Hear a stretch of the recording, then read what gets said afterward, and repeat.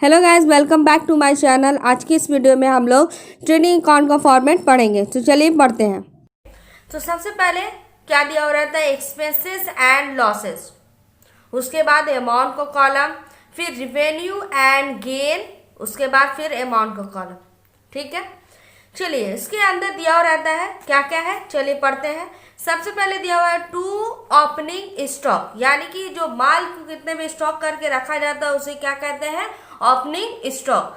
उसके बाद क्या है, टू परचेज, यानी कि क्रय, यानी कि किसी भी माल को खरीद रहे हैं तो वो हमारा परचेज कहलाया। उसके अंदर क्या हो जाएगा, लेस परचेज रिटर्न, यानी कि परचेज के अंदर क्या लेस करते हैं, परचेज रिटर्न।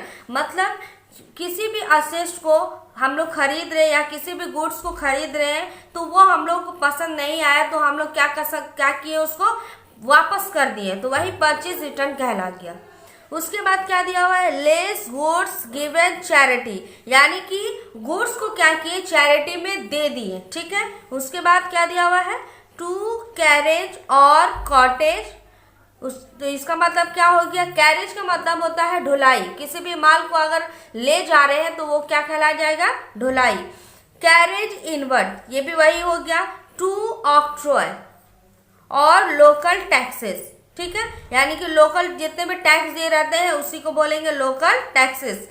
टू वेजेस और डायरेक्ट एक्सपेंसेस, यानी कि मजदूरी, यानी कि क्या हो रहा है कि कोई भी माल अगर हम लोग ढुला रहे हैं तो उसका मजदूरी देना होता है, उसी को क्या बोलते हैं, वेजेस। और डायरेक्ट एक्सपेंसेस, यानी कि डायरेक्ट एक्सपेंसेस जितने भी खर्चे हो रहे हैं उससे रिलेटेड जितने भी खर्च हो रहे हैं तो क्या हो जाएगा, direct expenses. To coal gas and water, to fuel, to power यानी कि शक्ति, टू मैन्युफैक्चरिंग यानी बनाने में जितने भी मैन्युफैक्चरिंग लगे हैं, टू डायरेक्ट एक्सपेंसेस, डायरेक्ट होने वाले जितने भी एक्सपेंसेस है उसी को क्या बोलेंगे, डायरेक्ट एक्सपेंसेस। ठीक है,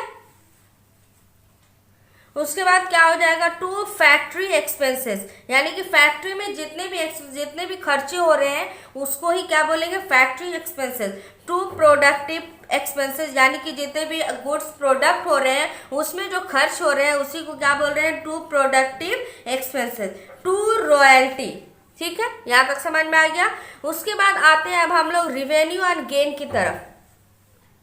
तो रिवेन्यू और गेन में क्या आ जाएगा, बाई सेल्स, यानी कि विक्रय। मतलब किसी भी गुड्स को बेच रहे हैं तो हमारा सेल्स कहला गया। इससे रिलेटेड क्या दिया हो रहता है, लेस करना रहता है हम लोग को, क्या, लेस सेल्स रिटर्न, यानी कि कोई भी माल अगर हम लोग बेच दिए, कोई भी गुड्स को अगर बेच दिए, वो गुड्स पसंद नहीं आया तो वो क्या करेगा, सेल्स क्या करेगा, रिटर्न करेगा। ठीक है, उसके बाद क्या है, लेस क्लोजिंग स्टॉक। कोई भी माल अगर हमारे पास बच गया है तो उसको हम लोग कहाँ रख देते हैं, स्टॉक करके रखते हैं, तो वही क्लोजिंग स्टॉक कहला गया। बाई ग्रॉस लॉस, इसमें ट्रांसफर करते हैं पीएल अकाउंट में, हमारा यहाँ भी है, एक्सपेंसेस एंड लॉसेस में भी है। To gross profit transfer to PL account. ठीक है, यहाँ तक समझ में आ गया। तो ये था फॉर्मेट ऑफ ट्रेडिंग अकाउंट। अब इससे रिलेटेड एक एग्जांपल लेते हैं इसको बनाने के लिए। तो चलिए रीड करते हैं इसका क्या क्वेश्चन दिया हुआ है। Exam, following in the information from book of Rajendra bros as on 31 December 2005 year, prepare trading account. ठीक है, तो क्या बोला है, ट्रेडिंग अकाउंट बनाइए जो राजेंद्र ब्रॉस का है और वो कौन से मंथ का, कौन से ईयर का, तो 31 दिसंबर 2005 का है।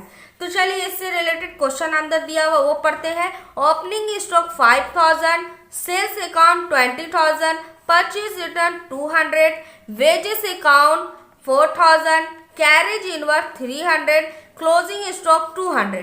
ठीक है, अब इस साइड आते हैं, sales return 400, manufacturing expenses 100, octroi 500, motive power 700, purchase account 8000।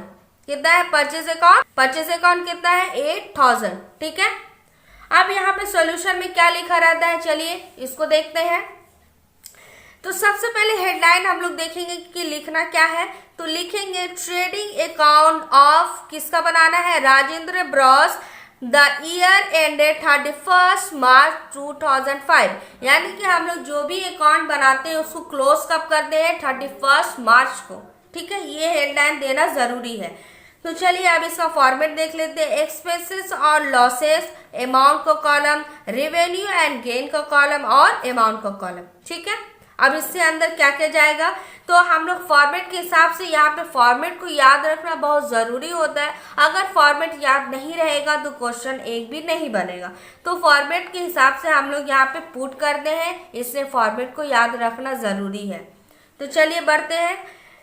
तो क्या हो जाएगा, सबसे पहले टू ओपनिंग स्टॉक कितना आ जाएगा एक्सपेंसेस और लॉसेस में 5000, टू परचेज 8000, इसमें लेस हम लोग को दिया हुआ था, परचेज रिटर्न दिया हुआ था, तो हम लोग यहाँ लेस करेंगे परचेज रिटर्न 200, तो 8000 में से 200 लेस कर दिए तो हमारा कितना आ गया 7800। ठीक है, उसके बाद क्या दिया हुआ, वेजेस जाएगा, टू वेजेस 4000, उसके बाद to carriage inward 300, to manufacturing expenses 100, to octroi 500, to motive power 700। ठीक है, यहाँ तक समझ में आ गया। अब चलिए आगे बढ़ते हैं। उसके बाद क्या है हमारे यहाँ पे रेवेन्यू एंड गेन में क्या आ जाएगा, तो सबसे पहले यहाँ पे सेल्स दिया हुआ था, तो यहाँ पे लिखेंगे बाई सेल्स 20,000, इसमें सेल्स रिटर्न दिया हुआ था क्वेश्चन में, तो क्या लिख देंगे लेस सेल्स रिटर्न। मैं आपको दिखा दूं, यहाँ पे क्वेश्चन में मैंने अभी पढ़ा था, सेल्स रिटर्न दिया हुआ है और सेल्स दिया हुआ है। ठीक है, तो चलिए सेल्स हमने 20,000 ले लिया और लेस कितना कर लिया हम लोगों ने, सेल्स रिटर्न 400, तो 20,000 में 400 लेस कर दिए तो कितना आ गया 19,600। ठीक है, बाई क्लोजिंग स्टॉक दिया हुआ था, तो क्लोजिंग स्टॉक कितना हो जाएगा 200। अब हम लोगों ने एक्सपेंसेस लॉसेस और रेवेन्यू गेन में कौन कौन सा जाएगा वो हम लोगों ने पुट कर लिया। अब चलिए दोनों का बैलेंसिंग फिगर निकालेंगे, दोनों साइड को ऐड या सब्ट्रैक्ट करके।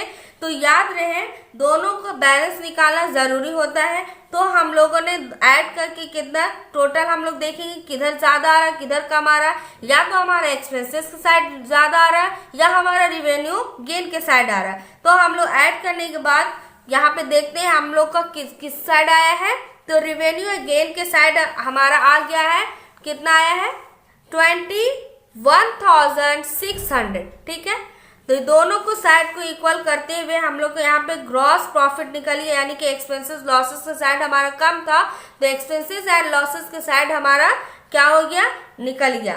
तो टू क्या लिखेंगे, जो भी हमारा बैलेंसिंग फिगर निकलता है उसका नाम लिखते हैं यहाँ पे gross to gross profit to PL account. कितना अमाउंट निकलिए घटाने के बाद 3,200। ठीक है, तो क्या करना है फिर नीचे में दोनों की तरफ बैलेंस करके दिखाते हैं, तो यहाँ पे दिखा दिए 21,600 21,600। तो यहाँ तक ये हमारा ट्रेडिंग अकाउंट तैयार हो गया है।